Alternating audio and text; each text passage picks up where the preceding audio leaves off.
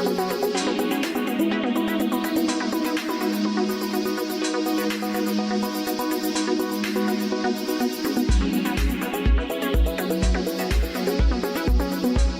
आप देख रहे हैं एमएफ न्यूज। कांग्रेस प्रदेश अध्यक्ष जीतू पटवारी ने नर्मदा नदी में प्रदूषण को दूर करने और उनके संरक्षण को लेकर सीएम मोहन यादव से सवाल किए। उन्होंने कहा कि नर्मदा नदी प्रदेश की जीवन रेखा है और ये पिछले कुछ दशकों से संकट का सामना कर रही है। इसे लेकर उन्होंने मुख्यमंत्री से कारगर कदम उठाने की मांग की है। कांग्रेस प्रदेश अध्यक्ष ने एक्स पर लिखा है कि मुख्यमंत्री जी, वैसे मुझे ये दोहराने की आवश्यकता नहीं है, नर्मदा नदी मध्य प्रदेश की जीवन रेखा है, लेकिन इसलिए बताना पड़ रहा है ताकि आप नर्मदा जी को बचाने के लिए गंभीर हो सकें।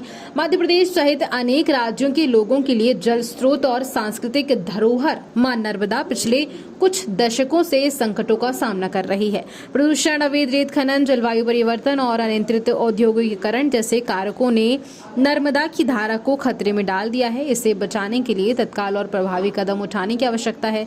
पिछले दिनों जबलपुर प्रवास के दौरान मेरी कुछ विशेषज्ञों से विस्तृत चर्चा थी। समस्या की बजाय मैं इस बारे में समाधान की तरफ आपका ध्यान आकृष्ट करना चाहता हूं। नर्मदा नदी में प्रदूषण का प्रमुख कारण अपशिष्ट जल और औद्योगिक कचरा है। इसे रोकने के लिए निम्नलिखित कदम उठाए जा सकते हैं: अपशिष्ट जल शोधन संयंत्रों की स्थापना, सभी नगरपालिकाओं और औद्योगिक क्षेत्रों में अपशिष्ट जल शोधन संयंत्र स्थापित किए जाएं ताकि नदी में सीधे बिना शोधन के अपशिष्ट जल न डाला जा सके। सख्त कानून और दंड, प्रदूषण फैलाने वाले उद्योगों और व्यक्तियों पर सख्त कानूनी कार्रवाई की जाए। इसके लिए कठोर दंड और जुर्माने का प्रावधान किया जाए। सरकार को दिए गए सुझाव: जलवायु परिवर्तन और जल संरक्षण। जलवायु परिवर्तन का प्रभाव नर्मदा जी पर पड़ रहा है, जिससे जल स्तर में कमी आ रही है। इसे रोकने के लिए निम्न उपाय हो सकते हैं: जल संरक्षण तकनीकों का उपयोग, कृषि में ड्रिप इरिगेशन और अन्य जल संरक्षण तकनीकों का उपयोग बढ़ावा दिया जाए।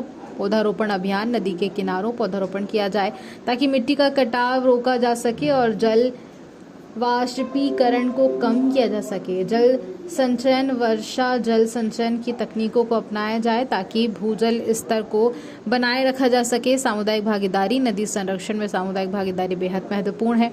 इसके लिए कुछ भी उपाय प्राथमिकता से किए ही जाने चाहिए।